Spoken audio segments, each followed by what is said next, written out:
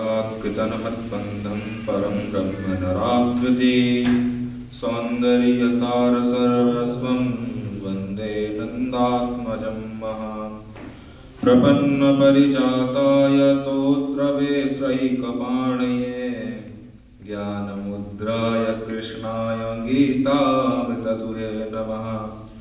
वसुदेवसुतं देवं कंसचाणूरमर्दनं देवकी परमानन्दं कृष्णं वन्दे जगद्गुरुं।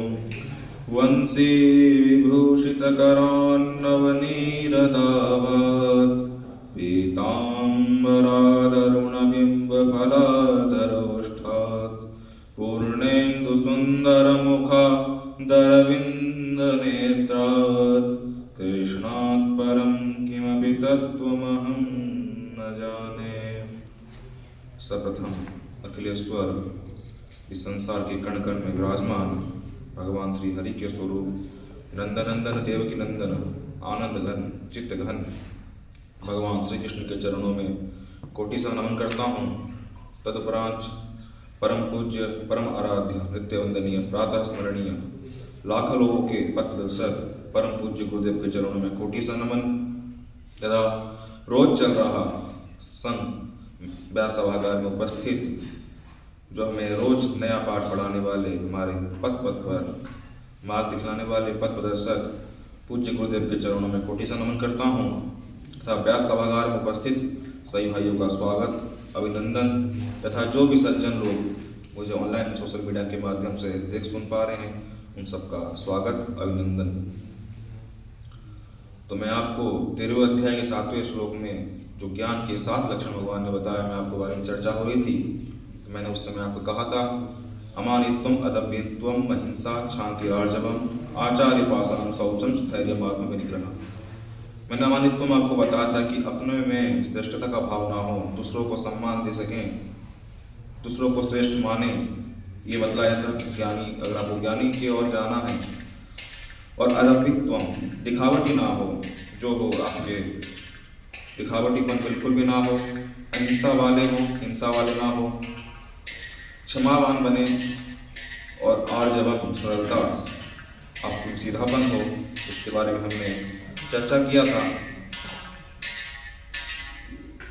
तो मैंने आपको आर्जव के बारे में बताया था कि जिस तरह आपको सरल और सीधापन भाव को आर्जव कहा गया है। साधक के मन में और वाणी में सरलता हो, सीधापन हो, रहन सहन में सादगी तथा चाल में हाल में स्वभाव में सीधापन हो, ऐंठ ऐंकड़ वाली व्यवहार ना हो, यह शरीर की उसकी सरलता हो, छल कपट राग द्वेष से रहित हो तथा दयावान हो, यह सब आर्जवम कहा गया। ज्ञान के मार्ग में अगर आपको जाना है तो आपको ये सब करना पड़ेगा। फिर आगे भगवान ने कहा आचार्य उपासनम जो हमें पथ प्रदर्शक लोग हैं, जो हमें मार्ग दिखलाते हैं, हमें विद्या सदुपदेश देने वाले गुरु का नाम ही आचार्य है और उनकी सेवा से भी लाभ होता है। तो गुरुजनों को दंडवत प्रणाम करना, उनका आदर सत्कार करना भी उनकी उपासना है।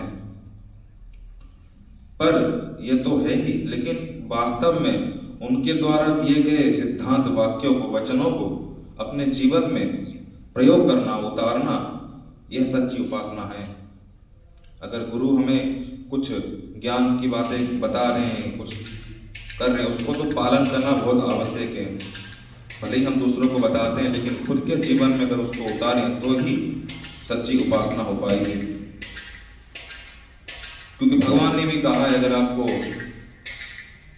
ज्ञान की ओर बढ़ना है, ज्ञान योग के बारे में जानना है, तो भगवान ने कहा तद्विद्धि परिपातेन परिप्रश्नेन सेवया उपदिक्ष्यन्ति ते ज्ञानम ज्ञानिनस्तत्त्वदर्शिनः। अगर आपको तत्व ज्ञान के उस परमात्मा को, परम पिता को जानना हो, उस परम तत्व को जानना हो, सत्य को जानना हो, तो गुरु के पास जाकर साष्टांग होकर, प्रणिपात होकर प्रश्न करें, उनकी सेवा करके जाने। फिर गुरु आपको उपदेश देंगे, फिर आपको तथ्य वाली बात बताएंगे। भाष्य में आया कि आचार्योपासनं मोक्ष साधनोपदिष्टो आचार्यस्य।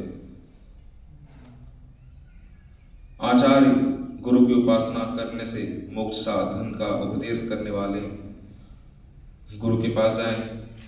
गुरु का सेवा आदि करके हमें ज्ञान लेना चाहिए, ये कहा गया। फिर जो विद्या, और विद्या के भी गुरु से हमें विद्या लेनी चाहिए, लेकिन विद्या के भी 3 मार्ग बतलाए गए हैं। कहा गुरु शुश्रूषया विद्या पुष्कलेन धनेन वा अथवा विद्या विद्या विद्या चतुर्थो नैव उपलभ्यते। ज्ञान किस तरह से आप गुरु से प्राप्त कर सकते हैं? पहले कहा गुरु शुश्रूषया, यानी गुरु की सेवा से, उनकी उपासना करने से, उनकी आज्ञा का पालन करके, उनके सानिध्य में रहकर आप विद्या उनसे ग्रहण कर सकते हैं। फिर कहा धनेन वा, धन के माध्यम से ले सकते हैं, लेकिन उत्तम विद्या वही होगा आप जो सेवा के माध्यम से लेंगे। क्योंकि अगर आप धन के हिसाब से उनसे विद्या लेना चाहेंगे, ज्ञान के बारे में जानना चाहेंगे, तो आप जितना उनको धन देंगे वो उसी हिसाब से ही आपको उतना पढ़ाएंगे, ज्ञान देंगे। फिर कहा अथवा विद्या विद्या, मतलब आपको कोई आपके पास ऐसा विषय हो जो आपको अच्छे से तैयार हो, और सामने वाले को, उस व्यक्ति को उस विषय के बारे में जानना हो, और आपको कुछ उसके जो व्यक्ति हो, आपको जो विषय जानना है उसके पास वो ज्ञान हो, तो आप उसके पास जाकर उनसे ज्ञान ले सकते हैं। और इन तीनों के अलावा कोई चौथा मार्ग नहीं है जो आप इनसे ज्ञान ग्रहण कर सके, विद्या ग्रहण कर सके। तो सबसे उत्तम मार्ग जो कहा गया वो है गुरु के पास आकर उनकी सेवा उपासना करके उनसे ज्ञान लेना चाहिए। भगवान ने दैवी संपत्ति के लक्षणों में आचार्य उपासना की जो उन्होंने पद कहा, ये पद न देकर यहाँ ज्ञान के साधनों में इन्होंने भगवान ने आचार्य उपासना लिखा। तो इससे एक विशेष रहस्य की बात मालूम देती है कि ज्ञान मार्ग में गुरु की जितनी आवश्यकता है उतनी आवश्यकता भक्ति मार्ग में भी। अगर ज्ञान मार्ग में गुरु की बहुत ज़्यादा आवश्यकता पड़ती है भक्ति मार्ग में, क्योंकि भक्ति मार्ग में साधक सर्वथा भगवान के आश्रित रहकर मेरी उपासना करता है। क्योंकि जो भक्ति मार्ग होता है उसमें उपासक जो होता है वो भगवान की उपासना करता है। भगवान स्वयं उसी पर कृपा करके उसका योगक्षम वहन करते हैं। गीता के 9वें अध्याय में 22वें श्लोक में भगवान ने स्वयं कहा, अनन्याश्चिन्तयन्तो माम ये जनः पर्युपासते तेषां नित्याभियुक्तानां योगक्षेमं वहाम्यहम्। अनन्यश्चिन्तयन्तो माम, कहा जो भक्त, जो सज्जन, जो साधक अनन्य भक्ति से मेरा चिंतन करते हुए और मेरी उपासना में लगा हुआ है, उन भक्तों का योगक्षेम का जो डोर है, सब कुछ उनका कर्म मैं अपने हाथ में ले लेता हूँ। और क्योंकि 18 अध्याय में का 58 श्लोक में भगवान ने कहा, मच्चित्ता सर्वदुर्गाणि मत प्रसादं तरिष्यसि अथ चेत्त्वं महाकांक्षं श्रोष्यसि विनक्ष्यसि। जो मेरी उपासना में लगा हुआ है, मेरी कृपा से वह संपूर्ण विघ्नों से तर जाएगा। और यदि अहंकार के कारण उसने अपने को ही समझा कि ये सब मेरे कारण हुआ है, इसमें मेरी मेहनत लगी है, मैंने तपस्या की है, तो उसका पतन होगा। परंतु ज्ञान मार्ग में साधक अपनी साधना के बल पर चलता है, इसलिए उसमें कुछ कमियां भी रह सकती है। और वो कमियां कैसे? जैसे साधक शास्त्रों का अध्ययन करके और साधु संतों का साथ रहकर ज्ञान से ज्ञान प्राप्त करके, जब साधक अपने को, शरीर को अपने से अलग मानता है, तब उसे शांति मिलती है। तो ऐसी दशा में अगर वह ये मान ले, ये जो मुझे तो तत्व ज्ञान प्राप्त हो गया है, और जब मान अपमान की स्थिति होती है तो वह अपने इच्छा के अनुकूल प्रतिकूल घटती है, तब वह अगर अपने अंतःकरण में हर्ष और शोक पैदा करे, दुखी हो, तो फिर वह ज्ञान अधूरा है। उसको जो वो समझ रहा है उसे कुछ भी प्राप्त नहीं हुआ है, जिससे वो पता चलता है कि उसे तत्व ज्ञान हुआ ही नहीं है। क्योंकि उसने यह अपना भाव बना लिया कि सब मेरे कारण हुआ है, और मान अपमान तो जो ये सब दुख परिस्थिति में वो अपना समत्व भाव बना के नहीं चल रहा है, तो वह तत्व ज्ञान नहीं जाना हुआ है। इस प्रकार में साधक में कई कमियां रहने की आशंका रहती है, संभावना रहती है। अगर वो उनकी तरफ वो ख्याल नहीं रख सकेगा तो वह अपने अधूरे ज्ञान को भी पूर्ण मान सकता है। इसलिए भगवान ने यहाँ आचार्य उपासना पद से ये कह रहे हैं कि ज्ञान मार्ग के साधक को आचार्य के पास रहकर, गुरुओं के पास रहकर, उनकी अधीनता में रहकर उनकी साधना करना चाहिए। साधक को शुरू में ही सोच समझकर आचार्य संत महापुरुष के पास जाना चाहिए और गुरु के भी कुछ लक्षण बताएं, गुरु कैसा होना चाहिए। तो कहा, जो कर्म योग, ज्ञान योग, भक्ति योग, इन आदि को साधनाओं को भली भांति परिचित हो, ठीक ठाक जानता हो, ठीक ठाक जानने वाले हो, जिनके संग से, वचनों से हमारे हृदय में रहने वाले शंकाएं बिना कुछ पूछे ही स्वतः दूर हो जाए, ऐसे हों। और जिनके सानिध्य में रहने से, उनके पास में रहने से, उनके शरण में रहने से हमें प्रसन्नता और शांति का अनुभव हो, ऐसे हों गुरु। फिर और कहा, जो हमारे साथ केवल हमारे हित के लिए ही संबंध रखते हुए दिखते हों और जो हमारे से किसी भी वस्तु की प्रति किंचिन मात्रा भी आशा न रखते हो, ऐसे गुरु होने चाहिए। और जिनकी संपूर्ण चेष्टाएं केवल साधकों के लिए, हित के लिए हो, ऐसे हो गुरु। और जिनके संग, दर्शन, भाषण, स्मरण आदि से हमारा दुर्गुण, दुराचार, पाप स्वतः नष्ट हो जाए, ऐसे हो गुरु। और जिनके सिवाय और किसी में वैसी अलगता, विलक्षणता ना दिखती हो, ऐसे हो।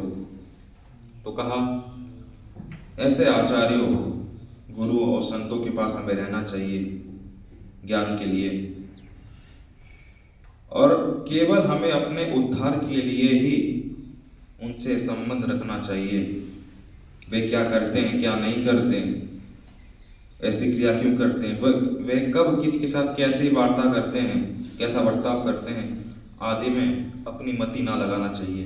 क्योंकि आजकल अगर हम देखें, छात्र विशेष ये ध्यान देते हैं, गुरु कर क्या रहे हैं, गुरु हमसे ऐसा व्यवहार क्यों कर रहे हैं, उससे अच्छा व्यवहार कर रहे हैं, तो अपनी बुद्धि दौड़ाते हैं। शायद मुझसे कोई दुश्मनी है, मुझसे चिढ़ते हैं, इसलिए वो मुझसे ऐसे बर्ताव कर रहे हैं, उससे अच्छे से बर्ताव कर रहे हैं, जबकि ऐसा कुछ नहीं होता है। फालतू में ही हम अपनी मति लगाते हैं और गलत सोचने विचार करते हैं। तो उनकी क्रियाओं, वो जो कुछ कर रहे हैं, हमें बस अपने उद्धार के लिए उनकी सेवा करके उनसे हमें ज्ञान लेना चाहिए।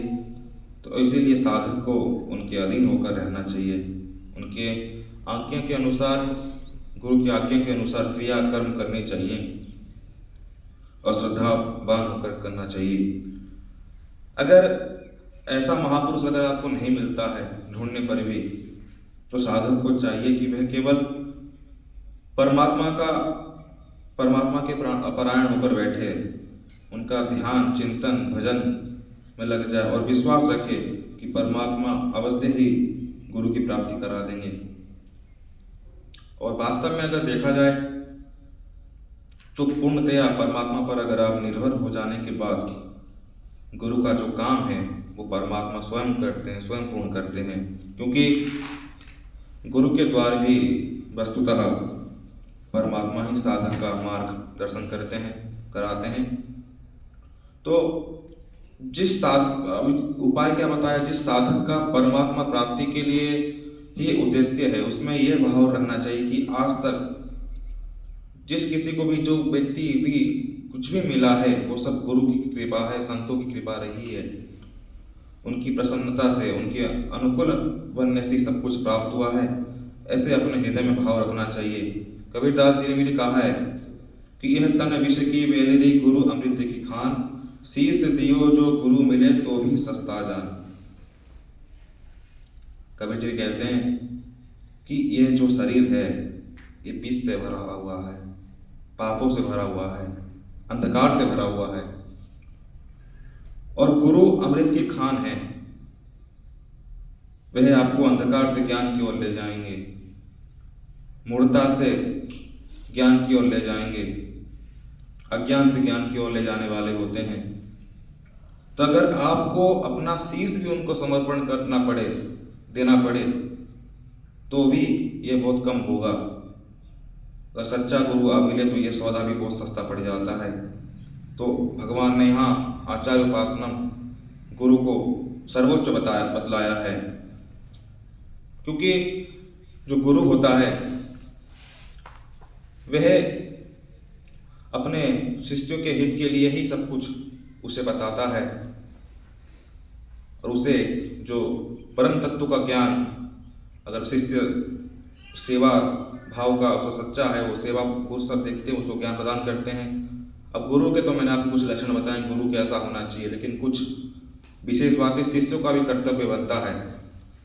शिष्यों का कर्तव्य क्या बनता है कि गुरु की सेवा करें। अगर शिष्य अपने कर्तव्य का तत्परता से पालन करे तो उसका संसार में संबंध विच्छेद हो जाता है, क्योंकि गुरु उसे असली ज्ञान से परिचित करवाते हैं और वह गुरु तत्व के साथ एक हो जाता है, अर्थात उसमें गुरुत्व आ जाता है। और गुरु तत्व से एक पर होने पर भी भक्ति प्राप्त होती है। अगर उसमें शिष्यता में गुरुत्व आ गया तो फिर उसमें शिष्यता नहीं रहती नहीं है, और उस पर शास्त्र आदि का शासन नहीं रहता। अगर शिष्य अपने कर्तव्य का पालन ना करे, अभिमान करे, थोड़ा सा भी गुरु ने ज्ञान दिया है और उसी वे चिंतन ये करे कि ये जो मुझे ज्ञान प्राप्त हुआ मैंने खुद की मेहनत पे किया है, मैंने तब करके लिया है, तो उसमें बिल्कुल भी शिष्यता नहीं रह जाती, और अपने को जब गुरु समझने लग जाता है तो शिष्य तो नहीं रहने, जब उसमें शिष्य वाले गुण नहीं रहेंगे तो उसका संसार से संबंध विच्छेद नहीं होगा और उसमें गुरुत्व भी नहीं आएगा, अतः उसमें संसार की दास्ता बनी रहेगी। और उसे गुरु के प्रति कैसे भाव रखना चाहिए? ऐसा भाव रखना चाहिए कि गुरु केवल मेरा ही कल्याण करें। ऐसा भाव रखना भी शिष्य के लिए एक बंधन है। शिष्य को चाहिए कि वह अपने ये कुछ भी न चाहकर सर्वथा गुरु के प्रति समर्पित रहे और उनकी मर्जी में ही अपना मर्जी मिला दे। और गुरु का भी कर्तव्य बनता है, जब शिष्य अगर ऐसा व्यवहार करेगा तो गुरु भी अपने शिष्य का कल्याण करना चाहेंगे। अगर गुरु अपने कर्तव्य का पालन नहीं करते हैं तो फिर वह गुरु नहीं है। मैंने जो आपको अभी 10 लक्षण बताए हैं, अगर उनमें से कोई ये सब चीजें लक्षण गुरु में किसी व्यक्ति में नहीं पाया जा रहा है तो वह गुरु नहीं है। तो इसीलिए शिष्य को चाहिए गुरु का सम्मान करते हुए, उनकी सेवा करते हुए उनसे ज्ञान की अपेक्षा रखे। फिर इसी के आगे भगवान ने कहा शौचम, बाहर और भीतर में पवित्रता हो, मन में छल कपट राग द्वेष किसी के प्रति ना हो, और ये शौच है, पवित्रता है अंदर ही। और जल मिट्टी आदि शरीर की शुद्धि होती है, और दया क्षमा उदारता आदि है सब अंतकरण की शुद्धि होती है। क्योंकि शरीर जिन पदार्थों से मिला हुआ है इसको चाहे आप जितना शुद्ध कर लें तब भी अशुद्ध ही रहता है, इसमें बार बार अशुद्धियाँ निकलती है। इसीलिए इसको बार बार शुद्ध करते करते इसको वास्तविक अशुद्धि का ज्ञान होता है, जिससे शरीर में फिर अरुचि पैदा हो जाती है। तो इसलिए आप पवित्रता वाले बने हो, मन में किसी के प्रति छल कपट राग द्वेष ना हो, और बाहर किसी के प्रति ऐसा व्यवहार ना करें जिसके मन में आप किसी के मन में चोट पहुंचे। फिर कहा स्थैर्यम, स्थैर्य स्थिरता, विचलितवान मन में विचलित ना हो, क्योंकि व्यक्ति आज विचलित हो जाता है किसी को बात लेकर, तो उसमें जो उसके मन में विचार आ रहे हैं वो उसमें विचलित ना हो, तो यह स्थैर्य है। बस उसको ऐसा भाव रखना चाहिए कि मेरे को तत्व ज्ञान प्राप्त करना ही, ऐसा दृढ़ निश्चय करे अपना और उपासना करे और इस सब में लग जाए। तो इसलिए भगवान ने कहा स्थैर्य पद का प्रयोग किया। एक अंग्रेजी में बोली आती है, कहा rolling stones gather no moss. जो लुढ़कने वाले पत्थर होते हैं वह काई नहीं बना पाते हैं। काई मतलब काई से मेडिसिन बनती हैं, औषधि बनती हैं। तो कुछ जब पत्थर ऐसे होंगे तो काई नहीं बना। ऐसे ही जो अगर पुरुष के मन में स्थिरता नहीं है, मन संयम में नहीं है, अपने विचारों से संयमित नहीं है, तो वह कभी आज यहाँ कभी वहाँ ऐसे ही भटकते रहता है। वह भौतिक संपदा लक्ष्य को कभी प्राप्त नहीं कर पाता है। तो इसीलिए जरूरी है अपने मन को संयम करना। फिर यहाँ कहा आत्मा विनिग्रह। अब आत्मा नाम मन का है और उसको बस में करना आत्मनिग्रह का। अपने मन को बस में करके रखना आत्मनिग्रह है, अभिनिग्रह है। और मन में दो तरह की चीजें पैदा होती है। एक स्फुरना, यानी मन में आते जाते सामान्य विचार। आपके मन में अभी कोई दूसरा विचार आ रहा है, तुरंत कोई दूसरा विचार आ जाएगा। और एक है संकल्प। ये जो स्फुरना है मन में, जो आपके आते जाते जो विचार हैं, उनमें से कोई एक विचार में अगर आपका मन चिपक जाता है तो वह है संकल्प। और उसी के प्रति जब आप कार्य करने में लग जाते हैं, उसके लिए आप परिश्रम करना शुरू कर देते हैं, तो वह संकल्प होता है। और संकल्प में दो चीजें रहती हैं, एक राग द्वेष, और इन दोनों को लेकर ही मन में चिंतन होता है। और ये जो स्फुरना है मन में आते जाते जो आपके विचार है, ये दर्पण के दृश्य की तरह होता है। यानी दर्पण हमें दृश्य दिखाता तो है, पर हमारा जो दृश्य है जो वो चिपकता नहीं है। अर्थात दर्पण किसी भी दृश्य को, किसी भी फोटो को पकड़ता नहीं है, परंतु जो संकल्प है यानी कैमरे की तरह, कैमरे की फिल्म की तरह होता है, जो दृश्य को पकड़ लेता है अभ्यास से। अर्थात मन को बार बार ध्येय में लगाने से स्फुरना यानी मन में आते जाते विचार आपके नष्ट हो जाएंगे। अगर बार बार आपके मन में विचार आ रहे जा रहे हैं, तो आप अगर उनको नियंत्रण नहीं कर पा रहे हैं, यह नहीं कि आप तुरंत छोड़ दें, धीरे धीरे अभ्यास करें। और अभ्यास करने के सबसे जो बड़ी चीज है वह है वैराग्य। वस्तुओं, संसार के विषयों से वैराग्य त्याग बहुत आवश्यकता है। तभी आपके मन में स्थिरता आ पाएगी, तभी आपके मन में आप मन को अपने लक्ष्य के प्रति स्थिर कर पाएंगे। तो यह ज्ञान के 7 लक्षण मैंने आपको बतलाया। इस सभा का, इस सत्र का ही समापन करते हुए, भगवान का नाम स्मरण करते हुए इस सभा का विश्राम करेंगे। श्री कृष्ण गोविंद हरे मुरारे, हे नाथ नारायण वासुदेव। श्री कृष्ण गोविंद हरे मुरारे, हे नाथ नारायण वासुदेव। श्री कृष्ण गोविंद हरे मुरारे, हे नाथ नारायण वासुदेव। श्री कृष्ण गोविंद हरे मुरारे, हे नाथ नारायण वासुदेव।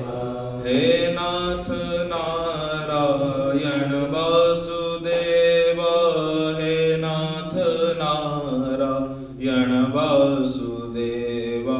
हे नाथ नारायण वासुदेव, हे नाथ नारायण वासुदेव। श्री कृष्ण गोविंद हरे मुरारे, हे नाथ नारायण वासुदेव। श्री कृष्ण गोविंद हरे मुरारे, हे नाथ नारायण वासुदेव। बोले बांके बिहारी लाल की